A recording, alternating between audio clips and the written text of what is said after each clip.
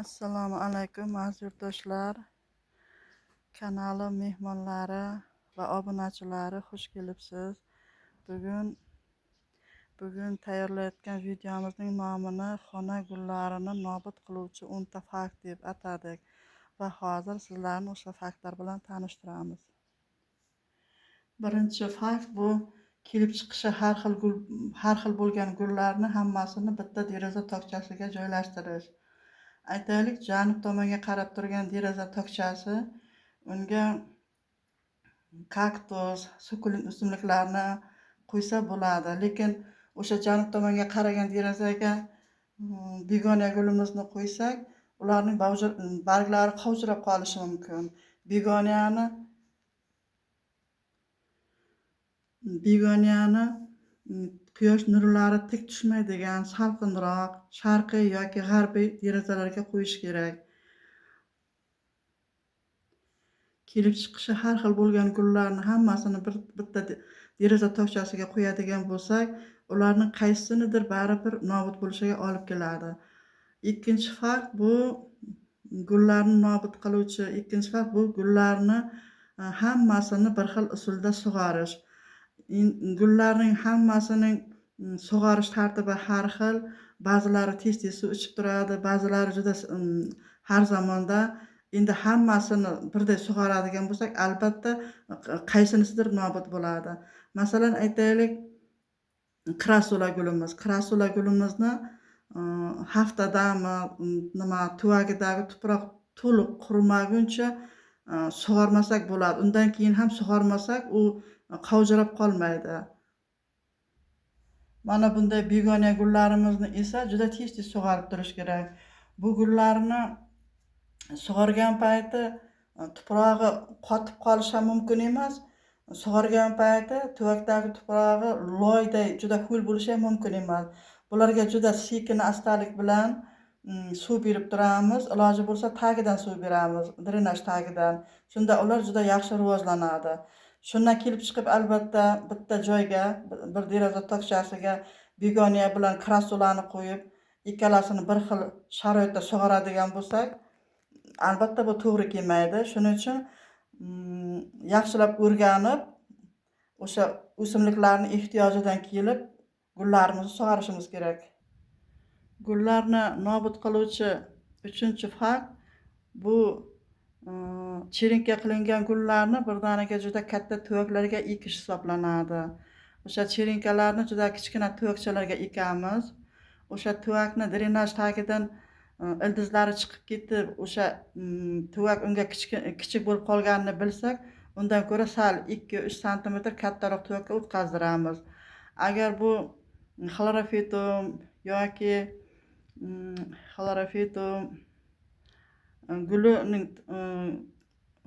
gulining tomiri juda tez rivojlanadi, shifleraniki ham juda tez rivojlanadi.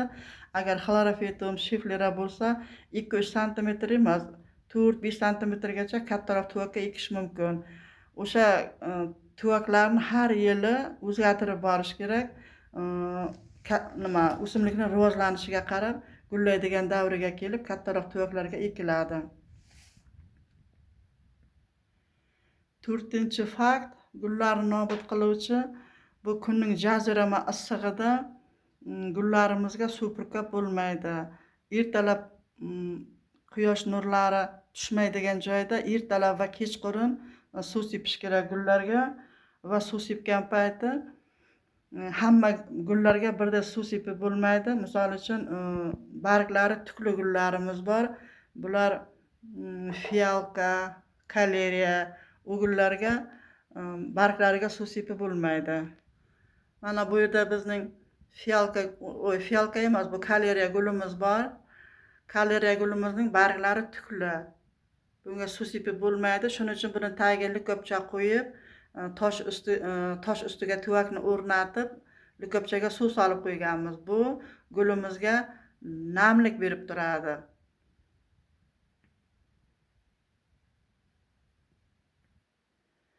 5-chi fakt bu qishda 3 oy qishda gullarimizning tinim davri bo'ladi.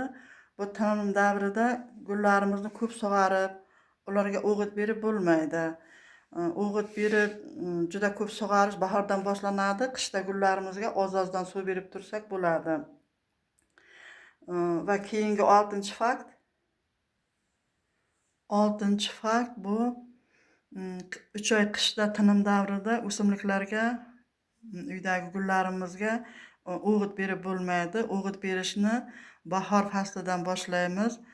Qishda suvni ham ko'p berib bo'lmaydi, o'g'it ham berib bo'lmaydi.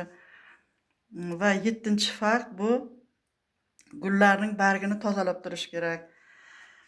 Agar gullarimizning yaproqlari katta-katta bo'ladigan bo'lsa, bularni namlatta bilan artib tozalasak bo'ladi. Agar maydaroq bo'ladigan bo'lsa, o'sha suv purkagichdan suv purkab, bularni gullarimizning barglarini tozalab turish kerak. O'shanda ular juda yaxshi rivojlanadi. 8-fakt bu agar gullarimizga hasharotlar tushadigan bo'lsa, o'sha hasharotlarga qarshi kurashib, gullarimizni har xil dorilarni sepib, hasharotlardan tozalab olish. Agar tozalamaydigan bo'lsa, gullarimiz nobud bo'ladi. Hozir gul sotadigan joylarda hamma zararkunanda hasharotlar uchun dorilar sotiladi. Ularni bemalol olib ishlatishimiz mumkin. Va 9-fakt bu gullarini deb joyini almashtiravish to'g'ri kelmaydi. Birdaniga issiqdan sovuqqa yoki sovuqdan issiqqa olib chiqsak, ular stressga tushib qolishi mumkin. Shuning uchun derazalarni ochib, toza havoga o'rgatib, asta-sekinlik bilan yangi sharoitga o'rgatish kerak.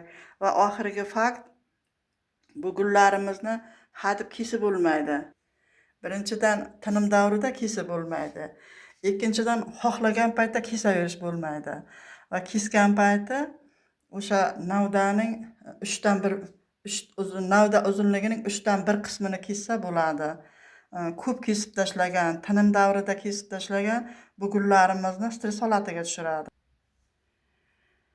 Gullarni nobud qiluvchi 10 fakt deb video qilib, iloji boricha qo'ldan kelgancha tushuntirishga harakat qildim. Gulsevar opa-singillarimiz, kelinlarga, qizlarga, hammalariga ishlariga omad tilayman. Videom yoqqan bo'lsa, sizdan podpiska va like, e'tiboringiz uchun rahmat. Sog'lik tilayman.